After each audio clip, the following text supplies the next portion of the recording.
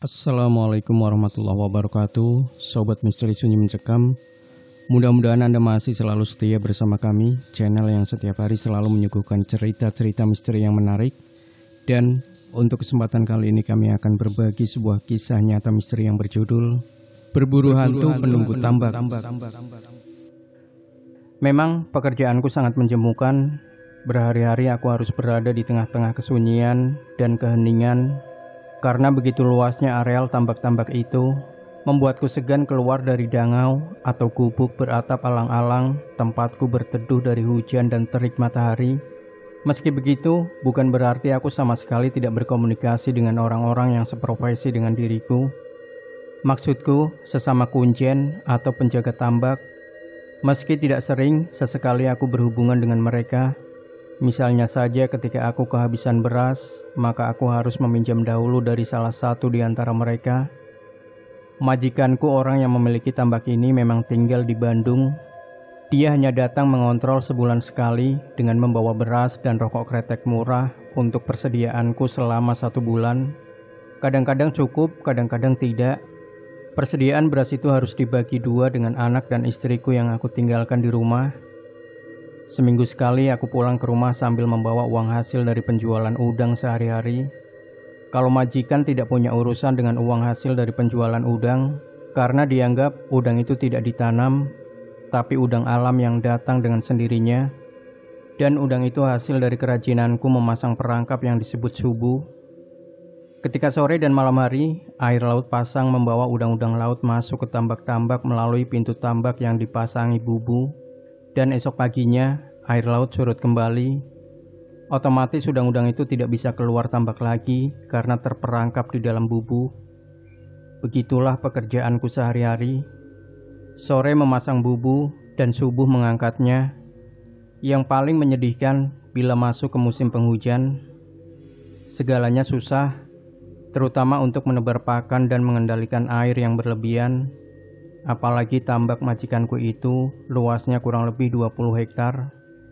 Memang tugas intiku memberi pakan pagi dan sore hari sampai benih siap dipanen selama 4 bulan ke depan. Bergulat di kehidupan pertambakan sudah aku lakukan sejak umurku masih remaja, belajar dari bapakku almarhum. Tetapi tambak yang dipercayakan ke bapak dulu tidak seluas yang kini dipercayakan padaku. Sebagai seorang penjaga dan perawat tambak kawakan, aku sudah hafal betul tempat-tempat mana saja yang harus kuhindari karena keangkerannya. Memang ada mitos-mitos yang harus dipegang erat-erat. Salah satunya seperti jangan bersiul-siul di malam hari. Konon, apabila mitos itu dilanggar, maka akan menghadirkan sosok gaib berwujud harimau yang berjumlah banyak sekali. Bertahun-tahun kehidupanku kuhabiskan di tambak ini. Bermacam-macam penampakan yang aku lihat tidak membuat nyaliku ciut. Mungkin akibat seringnya melihat kuntilanak, wewe gombel atau makhluk gaib lainnya, aku tidak merasa takut lagi. Asal jangan merugikan saja. Kehadiran mereka kadang-kadang malah membuatku senang, sebab berarti aku ada yang menemani. Ada sejenis makhluk berukuran mini menyerupai tuyul. Makhluk inilah yang dimusuhi para petani tambak karena datangnya berkoloni, puluhan bahkan mungkin ratusan jumlahnya. Sangat merugikan sekali. Makhluk inilah yang disebut jangjitan. Makhluk ini mungkin sejenis tuyul yang masih liar kehidupannya, belum memiliki majikan. Ada juga yang percaya jangjitan itu berasal dari roh-roh bayi yang diaborsi karena tidak diharapkan kehadirannya oleh kedua orang tua mereka, atau hasil dari hubungan gelap sepasang kekasih. Aku tidak memperdulikan dari mana makhluk itu berasal. Yang pasti, mereka memiliki penampilan yang buruk sekali. Tingginya hanya kurang dari 60 cm, kedua telinganya panjang, hidungnya pesek, mulutnya lebar, perutnya buncit, dan kepalanya besar pelontos. Pertanda awal-awal kehadirannya mengeluarkan suara seperti burung-burung yang jumlahnya banyak, mencicit-cicit. Tetapi sebelumnya, ada seperti pengintai untuk mengamati situasi apakah aman atau belum tambak yang akan mereka satroni dari keberadaan manusia. Karena memang makhluk mini itu paling takut kepada manusia. Keanehan lain dari makhluk mini itu dari ujung jarinya mengeluarkan api yang berfungsi sebagai penerangan ketika mencuri ikan di tambak. Selain menggunakan penglihatannya, mereka juga menggunakan penciumannya untuk mendeteksi keberadaan manusia. Kalau ada manusia, salah satu darinya akan berteriak, "Mambu Wong, Mambu Wong, bau manusia, bau manusia." Berteriaknya seperti kawanan monyet hutan, kemudian berlarian dan menghilang di gelapnya malam. Karena ulahnya, para petani tambak sering memburu mereka, apalagi setelah kehadiran mereka, biasanya banyak sekali bangkai ikan berserakan di pematang tambak dengan isi bagian perutnya yang hilang, sedang fisik ikan itu utuh. Memang jangjitan itu hanya menghabiskan jeroan ikan saja. Inilah yang dikatakan mubazir oleh petani, karena bangkai ikan itu tak bisa dijual. Mau dimakan sendiri terlalu banyak, dibiarkan akan membusuk. Makhluk jangjitan ini juga sepertinya memiliki kecerdasan. Mereka bisa tahu mana tambak banding yang ikannya masih kecil dan mana tambak yang ikannya yang sudah siap panen. Kedatangan mereka tidak cukup sekali, tetapi berkali-kali sampai waktu panen tiba. Celakanya, ini tidak bisa diprediksi sebab waktunya tidak bisa ditentukan. Kendati demikian, setelah aku pelajari kedatangannya berkali-kali, ternyata biasanya mereka datang menjelang pagi hari sebelum azan subuh. Rupanya para makhluk itu tahu persis di saat-saat inilah puncak dari kelelahan seorang manusia yang tidak bisa menahan kantuknya dan pasti akan lengah dengan tertidur walau hanya sekejap. Sementara manusia lengah, makhluk mini itu menyerbu dan menjarah ikan di tambak. Kejadian memang relatif cepat, mungkin hanya beberapa detik saja, tapi akibatnya sangat merusak. Biasanya, masa kritis petani tambak adalah ketika memasuki 3 bulan musim hujan. Bahkan di masa-masa inilah aku jarang tidur karena terus mengawasi ikan-ikan yang sudah mulai membesar. Banyak gangguan, baik gangguan yang datangnya dari manusia jahil atau gangguan dari makhluk halus. Kuntilanak dan wewe gombel paling banyak memakan ikan 2-3 ekor setiap kemunculannya. Sama seperti makhluk mini, kuntilanak dan wewe gombel pun hanya menyantap jeroan ikan saja, sedang bagian dagingnya dibuang begitu saja di pematang. Pernah kusaksikan pada suatu malam, kuntilanak berjongkok di sisi tambak dengan tangannya ditutupi baju putih menjulur, dan secepat kilat ikan bandeng sudah dalam genggamannya. Suaranya ketika sedang menggerogoti isi perut ikan, persis sekali suara kucing lapar, meringkik-ringkik. Pagi-paginya, sisa ikan itu tergeletak membusuk di pematang. Pada awalnya aku tidak tahu jangjitan itu adalah makhluk halus. Aku mengira mereka hanya anak kecil yang iseng-iseng main saja. Ya, aku seperti terhipnotis ketika itu. Tetapi setelah kepergian mereka, kuhampiri tempat bermainnya tadi. Aku kaget. Banyak bangkai ikan berserakan tanpa isi perut dan kepala. Aku hanya bisa geleng-geleng kepala. Dan sejak itu, jangjitan jadi musuh utamaku. Setiap malam aku mengintai kedatangan mereka. Golok tidak pernah lepas dari pinggangku setiap kali aku berkeliling tambak di malam hari. Untuk menaklukkan jangjitan, almarhum bapakku pernah memberi nasihat. Yang pertama, kamu harus bersabar dan lakukan puasa mutih selama 3 hari 3 malam. Selama puasa itu, kamu jangan tidur malam.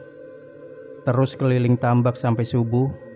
Nanti juga pasti akan tampak sendiri bila saatnya tiba. Bapakku membekali sekalian dengan doa-doa yang harus dibaca ketika menjalani puasa mutih dan dibaca saat sedang mengelilingi tambak. Dengan kesungguhan kujalani petunjuk yang diberikan oleh bapakku. Setelah persyaratan kulakoni, setiap malam aku keliling tambak sampai menjelang pagi. Tetapi selama 5 malam, aku belum beruntung melihat penampakan makhluk mini itu. Suatu saat di malam Selasa, aku keluar tepat pukul 12 malam. Bawang putih sudah selesai kululurkan di sekujur badanku, yang fungsinya untuk mengaburkan penciuman makhluk jangjitan. Yang membuatku riskan adalah di balik kain sarungku, aku tidak mengenakan apa-apa lagi, sebab ini memang petunjuk dan saran dari bapakku bahwa apabila ingin melihat wujud jangjitan, maka harus dengan cara seperti itu. Malam itu, Dangau sudah jauh kutinggalkan, hanya kelap-kelip lampu templok yang terlihat. Tiba-tiba dari langit ku dengar gemuruh suara cicit-cicit seperti suara tikus dalam jumlah yang banyak. Ini dia, pikirku. Ku lepas kain sarungku lalu tengkurap di atas pematang tambak dalam keadaan bugil. Betul juga, akibat dari luluran bawang putih di tubuhku, makhluk jangjitan itu tidak bisa mendeteksiku. Aku sempat merinding juga melihat jumlahnya yang begitu banyak saat mereka mendarat di pematang yang tidak jauh dariku. Aku terus merangkak mendekati. Kira-kira dalam jangkauan bambu kuning di tanganku, aku merapalkan doa pemberian Bapakku. Jelas kulihat di sini, mulut jangjitan yang lebar itu bergerak-gerak seperti kera-kera mencium benda yang mencurigakan. Makhluk-makhluk kerdil itu berjejer di pematang tambak. Aku terus lebih mendekatinya, bergerak merangkak-rangkak. Maksudnya agar ujung bambu kuning ini dapat mengenai sasaran ketika aku cambukan ke badan makhluk kerdil itu. Ku dengar dedemit-dedemit itu seperti sedang berkomunikasi dengan bangsanya. "Mambu ora, ana ora wong." Hanya itu percakapan yang ku dengar dan setidaknya ku mengerti. Disusul teriakan seperti memberi aba-aba, lalu biur. Makhluk-makhluk kerdil itu terjun ke tambak. Kecipak air dan jeritan-jeritanya membuat gaduh suasana. Bulu kuduk merinding melihat mereka mengisap-isap perut ikan yang ditangkapnya. Air tambak mendadak bergelombang karena puluhan makhluk kerdil itu terjun semua ke dalam tambak sambil mengobok-obok isi tambak. Jeritan-jeritanya memekakkan telinga. Aku lebih memfokuskan sasaran ke salah satu makhluk mini itu, terutama kepada yang sudah berada di darat dan sedang makan jeroan ikan. Aku berjongkok sambil mendekati salah satu sasaranku. Bismillah. Aku bersiap menghantamkan bambu kuning ke badannya dan buk. Sasaran kena hantaman. Makhluk dari alam gaib itu menggelepar-gelepar menahan sakit berbarengan dengan suara lengkingan yang menyayat. Sementara puluhan jangjitan lainnya ketika mendengar lengkingan rekannya itu langsung berhamburan, kabur, dan menghilang di tengah-tengah kegelapan malam. Suasana kembali hening. Hanya sayup-sayup deburan ombak pantai utara yang kudengar. Kuhampiri korban yang tergeletak, yang sepertinya tidak berdaya. Kukenakan kain sarungku lagi karena udara sangat dingin. Oh, ternyata makhluk kerdil itu masih sekarat. Perut buncitnya bergerak-gerak, dan dari mulutnya keluar lenguhan yang mirip rintihan. Aduh, minta ampun.